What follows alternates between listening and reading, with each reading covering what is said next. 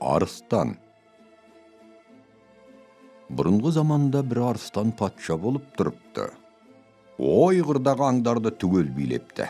Арыстанның өзіне өте жақын ұстайтын маймыл деген уәзірі бар екен. Арыстан патша бір күні жолаушы жүріп, бойын жазып қайтпақ болыпты. Сөйтіп, мен келгенше патшалық міндетін атқара тұр деп, орнына маймылды қойып кетіпті. Арыстанның алыс сапарға кеткенін естіген аңдар маймылды тыңдамай тұс-тұстан келіп, арыстан мекендеп жүрген қолайлы жерге қоныстана бастапты. Арыстанның аса ұнататын жанына жайды қонысына түлкі келіп орналасыпты. Мұны көрген маймыл түлкіге келіп: «Ей байғұс, арыстан патшадан қорықпайсың ба? Ол келгеннен кейін бұл қылығыңды білсе, не жаныңды қояды? Басыңның аманында тез кет бұл арадан». Бұған түлкі: «Сен мені жай ғана түлкі ғой деп ойлайсың ба? Мен арыстаның түгіл жол барысыңнан да именбеймін» дейді сестеніп.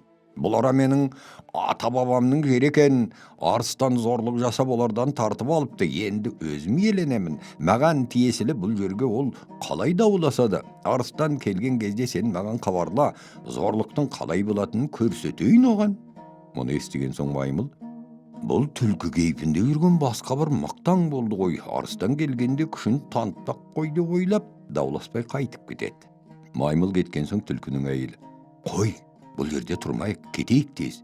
Егер арыстан келіп қалса, маймыл барып айтады, сонан соң сорымыз қайнайды ғой» дейді үрейленіп. Сонда түлкі: «Арыстан келе қалса, тағы бір амалын табармыз, саспа» депті басып айтып. Бір күні түлкі мекендеп жүрген жерге жақын маңнан арыстанның күркіреген даусы естіледі. Сасқалақтай шошынған түлкінің әйелі: «Арыстан келіп қалды, айлаң болса енді қолдан» депті безектеп. Түлкі үрейленген әйеліне былай депті: «Арыстан жақындап келген кезде сен балаларды бақыртып жылата бер. Мен балалар неге жылайды деп сұраймын дауыстап. Сонда сен: балалар арыстанның жас етінен қуырдақ қуырып бер деп жылап отыр деп дауыста. Сөзіңді арыстан естісін» деп үйретіп қояды. Бір уақыт арыстан түлкінің үйіне жақындайды. Оны көріп түлкінің әйел балаларын шуылдата жылатады. Сол кезде сыртта тұрған түлкі: «Оу, балалар неге жылап жатыр?» деп даусын көтеріп айғай салады. Әйелі үйретіп қойған амал бойынша: «Балалар арыстанның жас етінен қуырдақ қуырып бер деп жылап отыр» дейді айғайлап. Арыстан бұл сөздерді естіп тоқтай қалады. Қасындағы маймылға қарап: «Бұл бір қайраттан шығар. Балаларына арыстанның жас етінен қуырдақ жасап берген несі? Қой, біз бұл арадан басқа жаққа ауысайық» депті секемден. Бұған маймыл көнбей: «Ей тақсыр, сен жер бетіндегі барлық аңның патшасысың.